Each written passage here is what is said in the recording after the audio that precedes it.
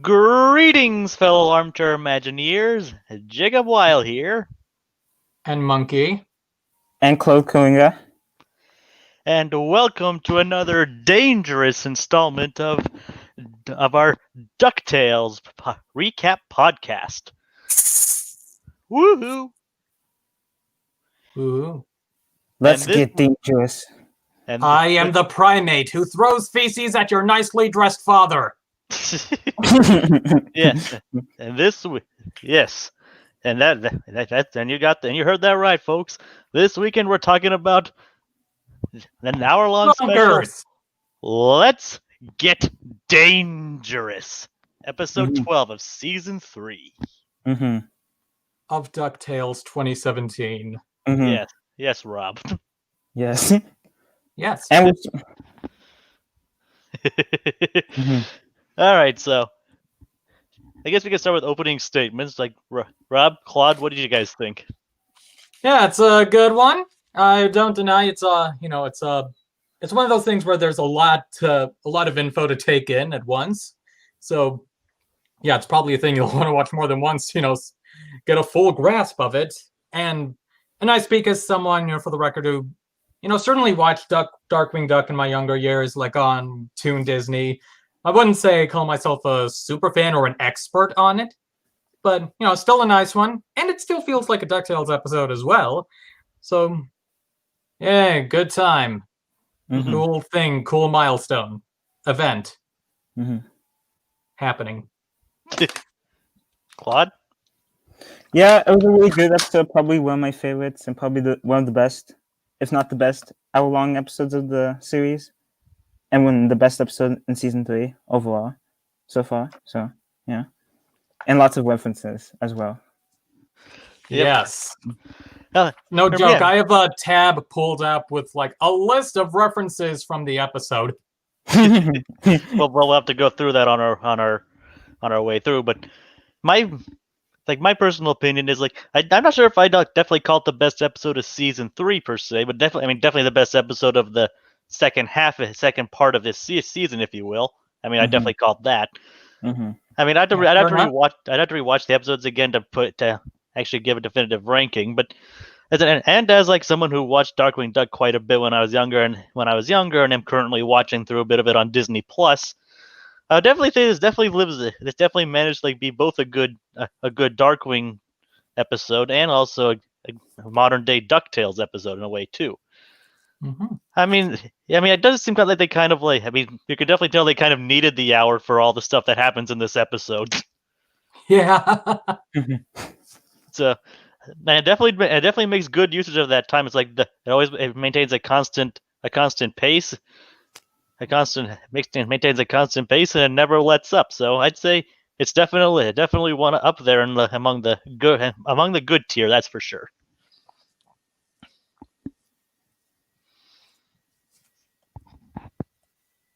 All right. All right. There's a reference for you.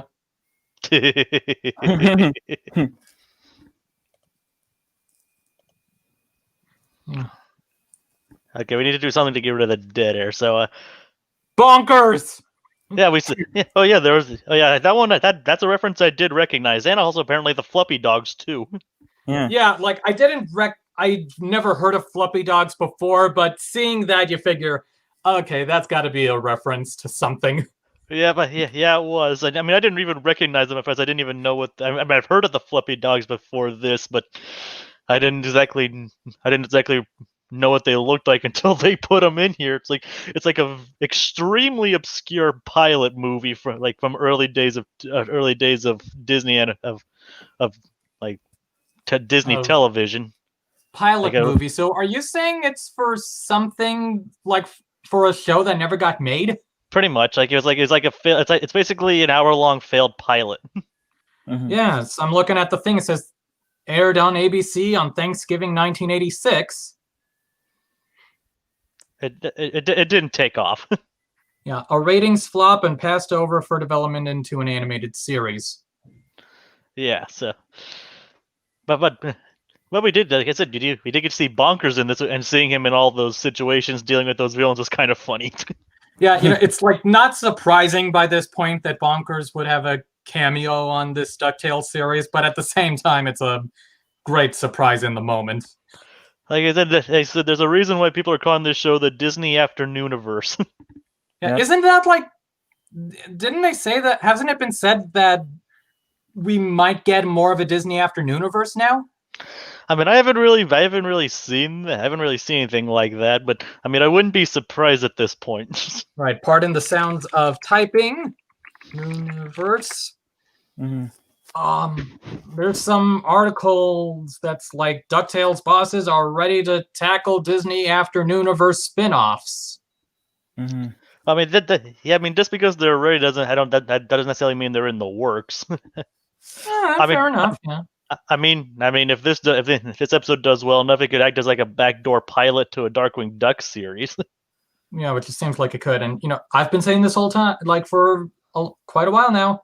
Gummy bears. Here come the gummy bears. And Goof Troop as well. Yeah, Goofy exists in this universe as evidenced by Quack Pack. Yeah, he technically exists there now. We've got the Rescue Rangers. Yeah. And Launchpad did say, and Launchpad here said that he could like spend his mornings in Dougburgs and his night in Saint Canard. And yep, there's your explanation for keeping him in both. Yep.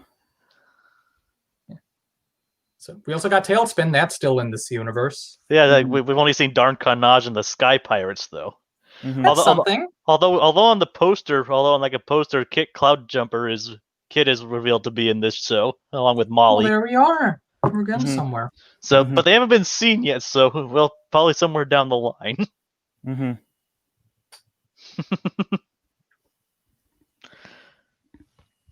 So, James Monroe Iglehart? Yeah, yep. Boba. Tell us Boba. Oh yeah. Perfectly cast. Yes, oh, yeah. I agree. It's like I remember like them talking like Frank Angone's talking about like how it's like how James was a big fan of Darkwing. He's like he like apparently wore like a Darkwing Duck shirt to all the recordings of this episode. And he said he'd never seen someone proclaim his love for Darkwing while simultaneously vowing to kill him. That is amazing. That is truly amazing. And that does happen. Just a little side note. I watched the 2-part Darkwing pilot from the 90s like the other night, and where Taurus Bulba was voiced by Tim Curry, and with the accent he did in that thing, it's like you half expect him to say that he's escaping to the one place that hasn't been corrupted by capitalism. I mean, it's like I don't know if that was like Russian or just a vaguely European accent. I mean, it makes sense. I think it was like referenced. I think his name is actually like a reference to like a Russian work or something like that. Taurus Bulba, I think it was called. Could be. I mean, I don't remember if it was Russian or just European, but it's an obscure reference for sure. But I mean, I do like his reinvention in this episode, though. I mean, like how he's like more of like a chess master, businessman kind of guy. Like a Kingpin character type. He's like, yeah, I see that. You embarrassed me in front of her. What was it? It's like what was I going with this? It's like, and even then, like as we're nearing the halfway point of the episode, it's kind of like you could get the sense that maybe he's not that bad. Obviously, that might not exactly hold up by the end, but yeah, like that when he's sharing his version of what happened to Waddlemeyer, and when he's saying to Gotham, like, even if he is still alive, we don't know where he is. Like there's some sincerity in there. It sounds like. I mean, he's and basically it's basically the exact words thing where it's like he's technically not lying, but he's exactly like he doesn't know where he is, but he leaves out the fact that he's responsible for it in a way. Yeah, it's like he's not technically lying, but it's more like a half truth. Speaking. And it's kind of interesting how they actually brought like the villains from the from the TV show into this. Like they're literally creations from the TV program brought into this world, which I thought was an interesting twist.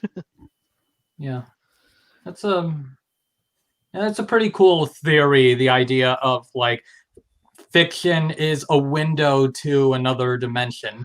I mean, that was kind of hinted. I mean, the part of that was kind of seen even in Quack Pack. I Kind guess of. so. Although that was the genie's wish. This is I know, more multiverse theory or whatever.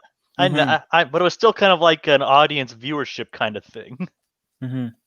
Yeah. I mean, so it's like I said vaguely. Speaking of, I guess the Lego is from a Disney Adventures crossover comic.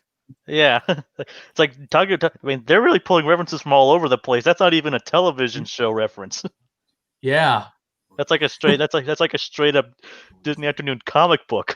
I mean, That's this series for you, pulling references from all over the place.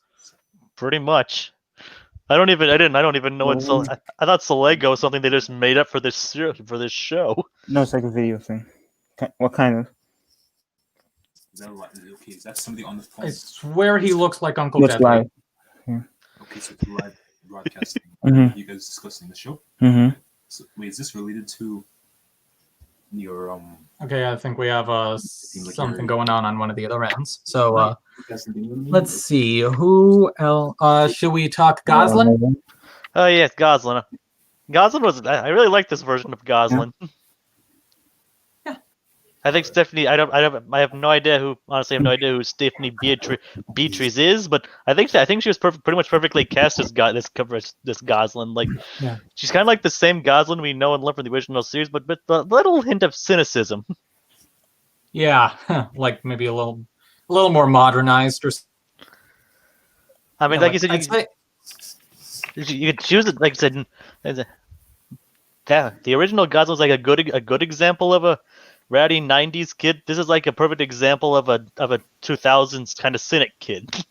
yeah, Mhm. 2010 Senate kid. Yeah. Mm-hmm. From what I can tell, Stephanie Beatrice seems to be someone I recognize more retroactively. Like, she was from that. So Yeah, cool, something. and she's supposed to be Latina in this version too. So Yeah. Yep.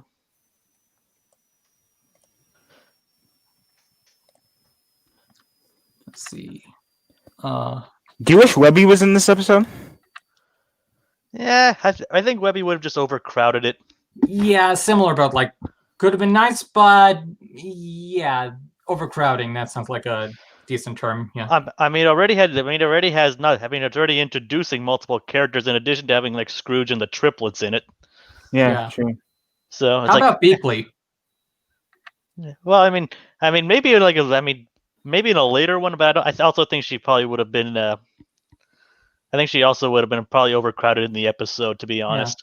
Or I mean, it about would've- maybe she could have had a cameo. Yeah, cameo probably would have been nice. Like, you're working with Darkwing Duck. What about Steelbeak in the episode? Yeah, we've already seen Steelbeak. So Yeah, but he couldn't Maybe he come could have back. been on the helicopter or something. Yeah, well, we got to see Black Heron again, though. yeah, Yeah. We didn't get Negaduck. yeah. I mean, I yeah, I have to would. assume he's being saved for Probably. later. Yeah, Probably, yeah. I think they pretty much confirmed he probably won't be appearing in season 3. Because it would Okay. need to be all about him if he shows up. That's we'll find out. Mm-hmm. So Negaduck. I am the cliffhanger that leaves you in suspense and might not show up until at least a whole season, over more than a season later. yeah, I can. Mm-hmm. Or unless they pick up Darkwing Duck, a new Darkwing Duck series. Mm-hmm. Could be that too. So, What about Gizmo Duck in this episode? Yeah, nice use of him. it's like I just thought it was kind of funny that that like established that Drake is like kind of buddy with like kind of like buddies With with Fenton. with Fenton, but he's wasting his talents working for that hack Gizmo Duck. What does he say? Something like, between us, like Fenton can't stand the guy. And then Dewey and Launchpad's look on their faces when he says that. It's just kind of funny when you realize that technically Dewey and Launchpad know two superheroes' secret identities. Yeah. Mm-hmm. Ugh. And like that's totally Darkwing to a T, though. He couldn't stand Gizmo Duck in the original show either. Mhm. Right. I mean, I Right. don't think Fenton actually appeared in this series. Well, outside of his Gizmo Duck persona, in the original Darkwing. Mm. Right. But like I said, but seeing him be buddies with Fenton here is actually nice. It's actually kind of nice. Mhm. Yeah, it is nice. Mhm. So I mean, And he built him the big computer he has also, huh? Right. yeah. So he built him Wanda. Yeah, voiced by the same Wanda, voice as Ganja D. Yeah. It's just, Oh, I didn't realize that until I read it on the wiki, which is pretty interesting. Mm-hmm. oh, I didn't know that. Well, that is some interesting dual casting. Yes. Mm-hmm. What's going on there, Fenton? And it's not the first with the voice of Darkwing Duck also being Hercules. So Right. Well, I mean, they Yeah. reuse voice actors quite a bit. The fact Yeah. that it's Fenton that built a computer with the same voice as someone he likes. It's I mean, technically, Storkules also voiced the Mickey Melon in the Moonvasion Yeah. episode. yeah. And then you got Keith Ferguson all over the place. Yeah, he was Megavolt in this episode. And Liquidator too. Yeah, it's kind of weird because Liquidator was Corey Burton the last time we saw him in this series. Huh. Mm. It was more of just a grunt, but Yeah, he didn't really talk. Yeah. What's kind of funny is that a lot of people thought that when the first Darkwing episode appeared in this series, that it was actually the original Megavolt voice actor that returned, but it actually was him doing like a pitch perfect impression of him. Mm-hmm.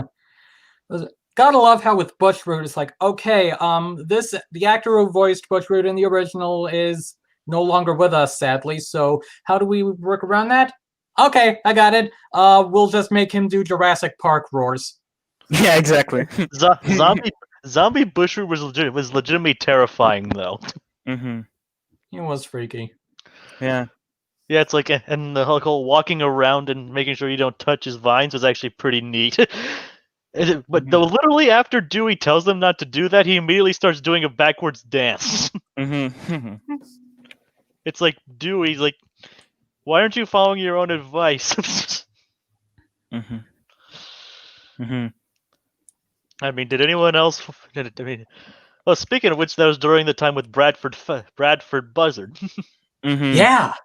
Yeah. Yeah, there's a fun element of tension there of having Bradford and the nephews together in a situation together. This is And the way he's found out is so stupid though, near the end. With Rock Helen putting the label on the helicopter. It's like I suppose he wanted it unmarked helicopter. He's like, yeah. Yes! That's funny. That's good. Yeah, so they finally know. Uh-huh. And I love Scrooge's ominous line at the end of the episode. It's like our reality just got a lot more dangerous. Mm-hmm. So yeah, and we're not even like towards the end of the season. It seems like there's still several episodes left. Apparently, apparently this leaves like room for Fowl to ramp up their game since they're now out in the open. Yeah, but I wonder where they're gonna go to now that Scrooge knows. Who knows? Maybe Mug Beaks is company. Or Glomgold. Can you just see them working with?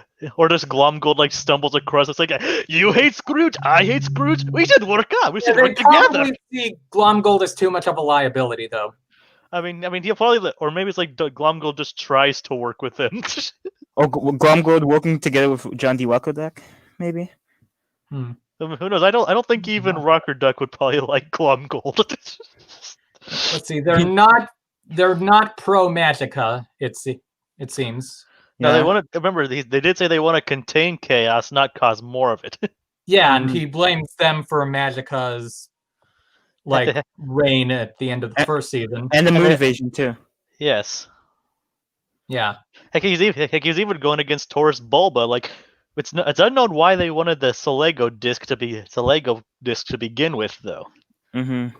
I guess for whatever their needs are, like however they can use it. Yeah, but how would they would probably like send them into the probably use it to send like troubles into another dimension or something. Or like bring someone in from another dimension, but do it Like- subtly, so in a way that people wouldn't, notice right off. Yeah, like that's bring, like bring Solar from another dimension, maybe. Hmm. who knows? Maybe that's where the gummy bears went. I've said this before, but I wouldn't be surprised if Von Drake is actually in another dimension. Yeah, that would actually make a lot of sense. I mean, who knows? But it's unknown why that's. But it's kind of interesting to figure out. Like, it'll be interesting to find out why they even want to go to the other dimension to be or have access to that kind of technology to begin with. Mhm. And speaking of which, it's kind of actually shocking to see like the Scrooge of the triplets actually be sent through the portal when during the climax. Yeah. Mhm. And yeah, it's a moment where I'm grateful that a sea monster ate my ice cream is a reference I recognized. Yep. Yep. I mean, I recognize that reference. Mhm. Yeah. I mean, the original. I mean, technically, if you watch the whole episode, it makes sense as to why he's so upset Well, yeah, about of that. course. Yeah. But it's still kind of an infamous moment for reasons for people who don't understand the context. Mhm. But And but just seeing David Tennant yell, "A sea monster ate my ice cream!" We finally got a lot of. Let's somehow get David Tennant, drive him insane, and set him loose at some, I don't know, DCA ice cream store as he shouts, "A sea monster ate my ice cream," over and over. Or just find him and tell him to do that, and regardless, he'd probably do it anyway. Mhm. Yeah, like a hidden camera thing. It's like you just go like, "A sea monster ate my ice cream." Like, not this again, David. When it's safe to do so again, can we please do this? Like, set David Tennant loose in California Adventure, shouting, "A sea monster ate my ice cream," over and over, and just, get it hidden camera style. I mean, Mhm. well, I mean, he's been. We have him stuck in a Ferris wheel gondola with someone just shouting it over and over the whole time. I mean, knowing his fandom, I'm sure some people would actually probably be pretty happy to be stuck in a gondola with David Tennant. Mhm. However it goes, however this works. Yep. Mhm. And Mhm. I mean, he's been to the California park before to like take a picture with Scrooge, so it's not out of the realm of possibility for him to go there. Just If only they still had that World of Motion sea monster in the Hollywood area. and he could go, "He stole my ice cream." References are funny. Mhm. Yay. References. But yeah, like that's like probably like the most obvious reference to anyone who's familiar with the original show, though. What about the costumes that Launchpad and Goslin wear? Yeah, those As are like villains? those Mhm. are actually. I mean, I've actually seen. I don't remember the Bugmaster, but I do remember the Jambalaya Jake episode. Okay. I just assume there's villains. But it's funny, I found some drawing from someone like a director storyboard artist who works on the show, like talking about how the Launchpad Jambalaya costume came to be. Say it. So it's like the drawing is like, some people drawing it, and Francisco is saying, like, getting Launchpad to look like Jambalaya Jake seems like a problem to solve on your end, Jason. So I guess this is how it turns out. And this person, Sam King's like, "Did you tell them my idea?" "You can tell them, Sam. You know those cowboy Halloween costumes with the inflatable horses? You could do that, but with a gator. And then LP can have little fake Jambalaya Jake legs dangling to make him look short." And the other guy's like, "Sam, I don't think we are going to do that." And they did. Irony. And they did. Mhm. Yeah, that was a good thing to do. That was a good way of doing it. Mhm. But yep, those are legitimate villains from the show. Yep. Do you think we'll ever find Goslin's grandfather? I hope so. Yeah, I At least do. some definitive answer. I hope so too. Who could voice him though? That's the question. Christopher Lloyd? Or save him for Morlock if he shows up. Yeah, it's like I think I'd say Christopher Lloyd from Morlock if they bring him. I'm sure he'd be happy to be reprised. I'm sure he'd probably reprise the role. Maybe Malcolm McDowell as the grandfather. That could be something. Yeah, I mean, I'm not sure. I mean, I don't think his voice would fit him. Oh, Joel Grey? J.K. Simmons. Yeah, probably not J.K. Simmons either. I don't think I see J.K. Simmons as that type. I mean, I see him as more Joel like Grey? I kind of see him as like I think if you probably have to be like I mean you probably have to be like I always imagine him as like have more like a not a higher pitched voice but more like just like a natural voice instead of like a deep one or even just a British one or even I definitely can't see him like being J.K. Simmons or anything like a rough voice like It'd be that. kind of more like how Gyro sounded in the original series. Yeah, like Hamilton Camp I think his name was. Mm-hmm. I thought it was Hal Smith. Well, yeah, Hamilton Camp's someone else, right? Hal Smith. Yeah, Right. that was Gizmo Duck. Yeah. I got mixed up. Yeah. Mm-hmm. So Zan Allison is the mayor now. That makes a lot of sense. Yeah, Not being sarcastic. That makes a lot of sense. And the fact that the fact that there's no crime in there because of her.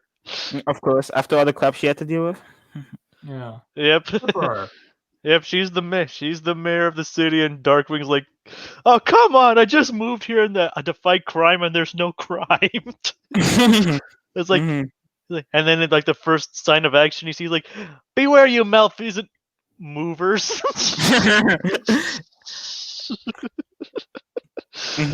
Oh God. It's a result of whatever bits of knowledge I have about things, but just knowing that Michael Bell is the voice of Quackerjack. Whenever I hear that character talk, I listen for Chaz Finster in there. I mean, well, he did voice the original Crackerjack in the original Darkwing Duck. I know, and I'm sure I would listen for him there too. It's like they only had like a few lines and mainly left here, but it was nice to have nice that they actually tried to get as many people from the original show as possible. Wouldn't that have been amazing if instead of Quackerjack he just brings in Chaz Finster? Not even in the DuckTales style, just the same style he looked like on Rugrats. That same animation just plopped in. Technically, yes. Technically, from what I read, Michael Bell also voiced like a minor character in the original DuckTales, like Sounds a one-off character, I believe. Sounds like something he would do.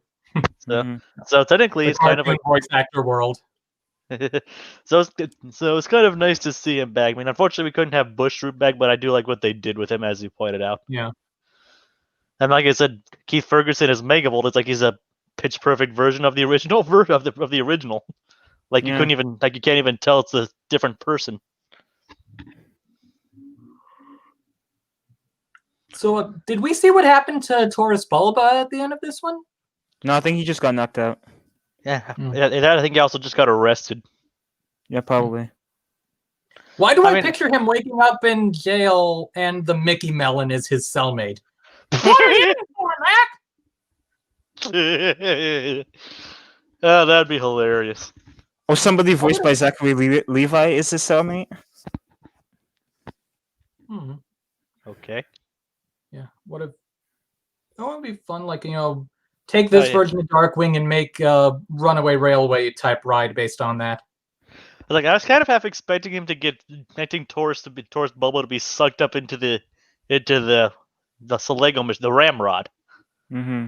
Yeah, it's like because like it looks like he become like Ferdinand from the old Silly Symphony. Mm-hmm. That would have been kind of interesting. But was anyone else okay, dark joke. He becomes the Song of the South Pole. Oh God. Sorry, couldn't resist.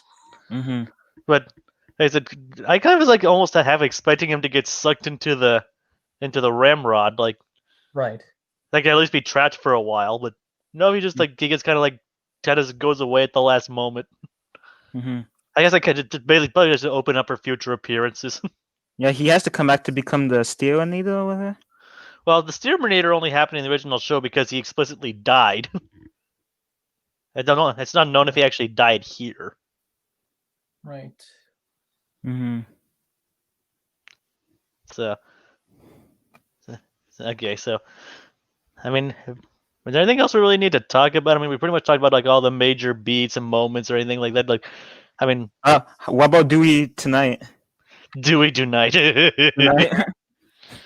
That's pretty much how Goslin found the place. Yeah, your friend was live streaming. That's great.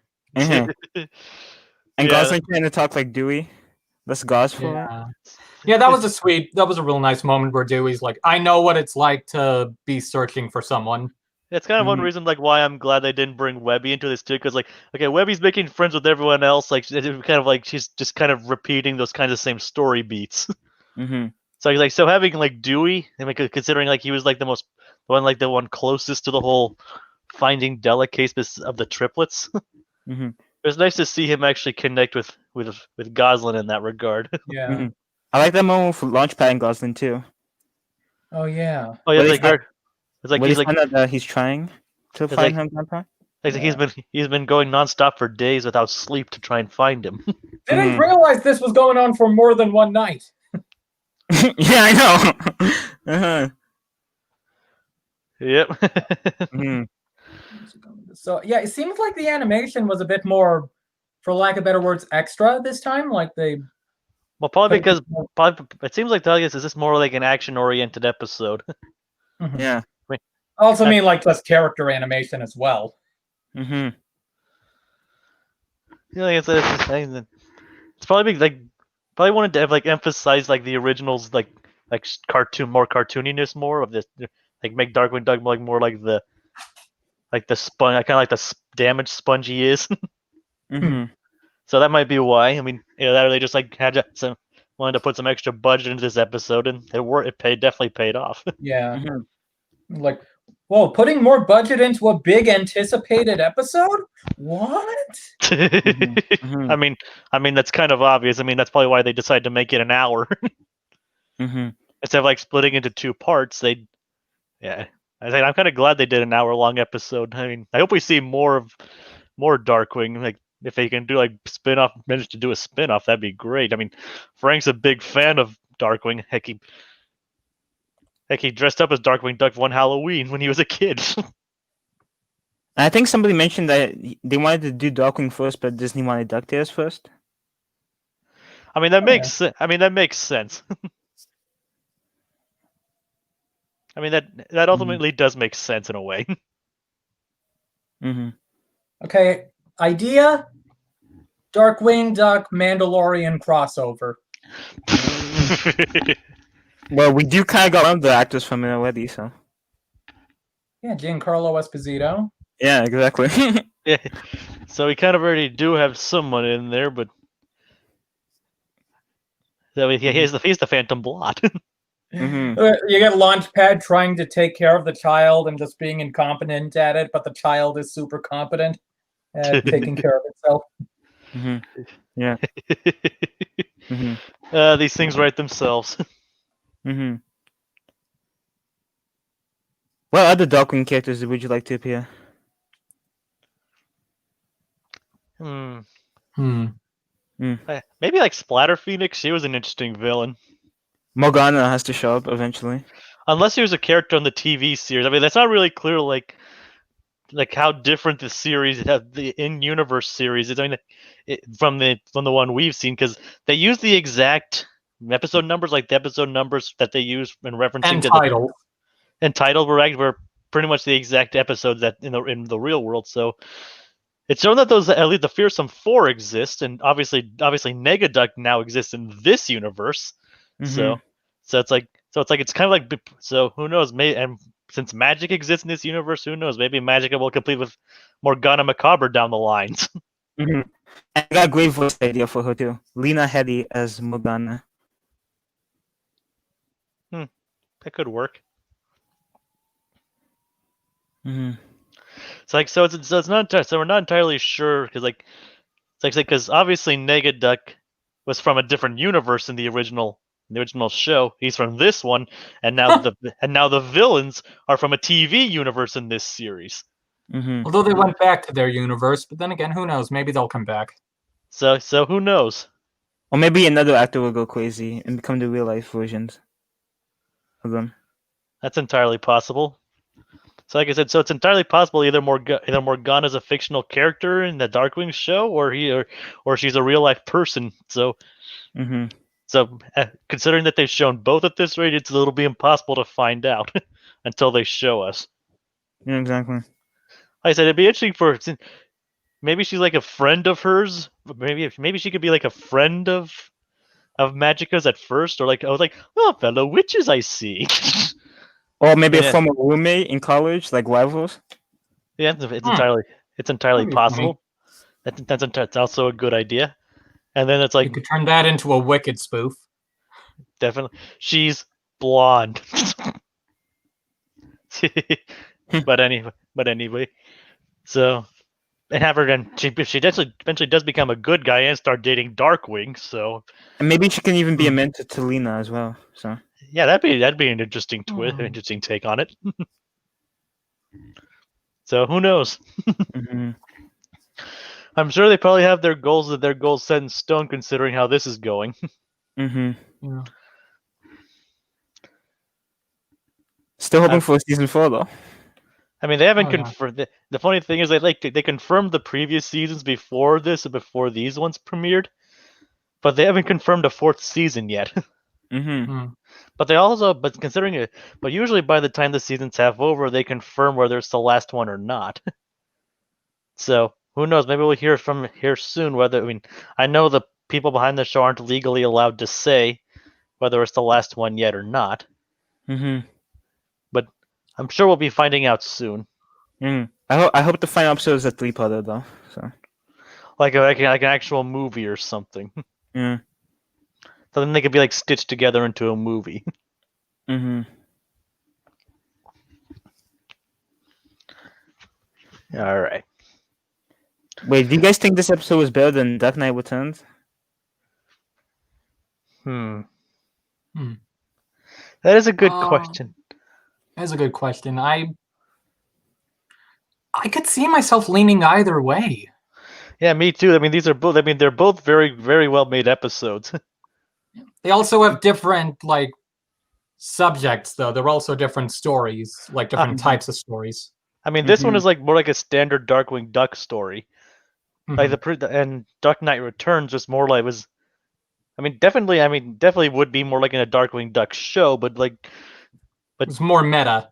it was a more Mhm. meta, like a more meta take on and like kind of like a meta on like filmmaking and behind the scenes stuff in general. Yeah, exactly. I mean that technically also would work in a Darkwing Duck episode, especially the ones with like Tuscarnini and all that. Mm-hmm. Well, I'm honestly surprised they didn't make the director in that episode. Mm-hmm. but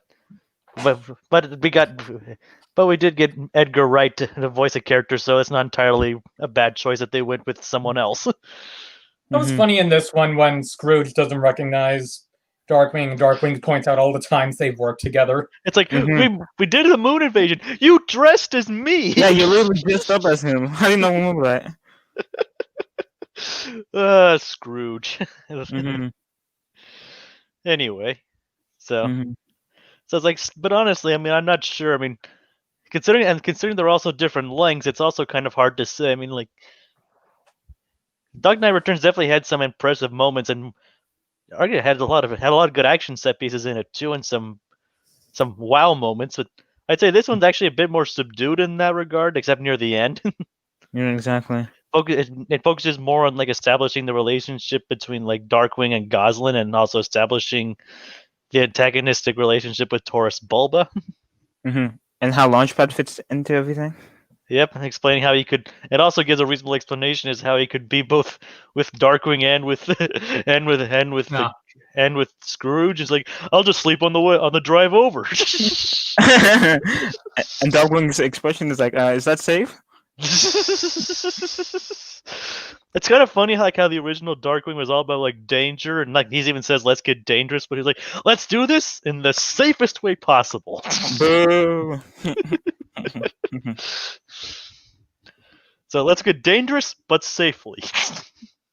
Mm-hmm. So, do we have anything else, really? I mean, any foul, anything like regarding foul, or like like it's like even like It's kind of funny, like how like Bradford's whole shtick was like to avoid being suspicious, but that just ended up making him look incredibly more suspicious. Yeah. Mm-hmm.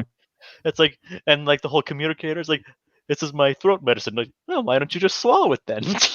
Why don't I?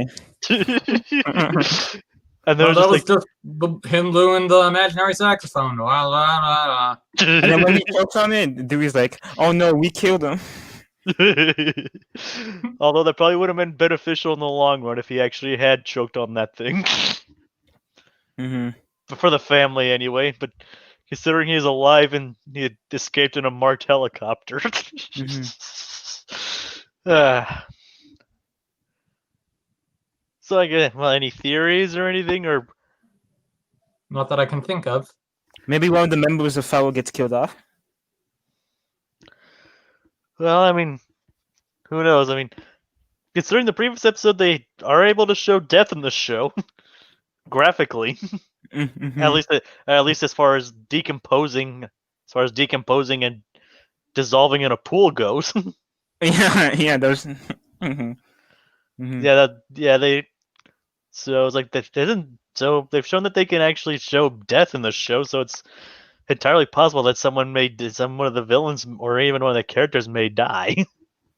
Not Della. That's all I want. Not Della to die. Yeah, she probably won't die. I mean, if they wanted her dead, they probably would have killed her in like the moon invasion or something. Mm-hmm. Maybe one of the fellow agents gets redeemed. Yeah, we still have yet to see Gandra in action again. Yeah, and she did show signs of potentially being good, but again, we Yeah, haven't. so that's still up in the air. What about So- Phantom Black though? Yeah, I don't think he No, could be. he has an arc coming or something. I don't think he could be redeemed though. But with his reason for hating magic, because of Magica. So. I know, but again, just because you have a sympathetic backstory doesn't necessarily mean that it excuses you from You're what you're doing. I mean, he did attack Lena, who was completely innocent in that, though. Yeah, true. And he's gonna do something really bad in one of the episode descriptions. That won't say. Okay, do not tell me. Do not tell me. He said he wouldn't. Okay. Mm-hmm. I guess we can go over the next few I know- episodes. I know who's playing Santa Claus though. Yeah, I saw. I did see that. I haven't seen that yet, but I'm going to look it up in a bit, so don't tell me that. Yeah. Whoa! Who just got onto the podcast? Heyo! Mhm. All right, guys, you wrapping it up pretty soon? Yeah, pretty Yeah. much. Okay. All right. We're about to go over some of the upcoming episode names. And Sounds predictions good. and stuff like Good. that.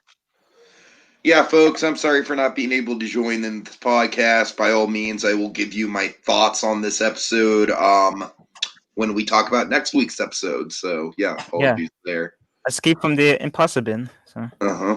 Ooh. Yeah, there's Escape from the Impossible. After that is The Split Sword of Swanston Teen. New Gods on the Block. The First Adventure. Mm-hmm. The Fightful Castle McDuck. And How Santa Stole Christmas. Which from what I saw airs on November 30th. Mm-hmm. Well, at least I'll only have to wait a day. I hope we get a parody of the Grinch song in that episode, but with Santa Claus. Nice. Have you guys seen the trailer for Fat Man, Mm-mm. No. No? Claude? No. Oh man, it's where Mel Gibson plays like a really, really grungy, like very very rough around the edges Santa who gets and he's got a hitman after him. Okay. Plays the hitman. It's Walton Goggins plays the hitman. Mm-hmm. I don't know. It looks enjoyable. Anyways, all right, you guys. Anything else? No, I think that's pretty much covers everything. Mm-hmm. All right. Well, big thanks to the three of you for pulling my slack. I really appreciate it. Mm-hmm. You're welcome. All right, Yep. one of you want to do the intro? Sure. And well, thank you so much, everybody, for tuning in this week. Join us next time as we talk about next week's episode. Thank you for watching, and woohoo! Woohoo! Woo. Let's get dangerous. Let's get dangerous.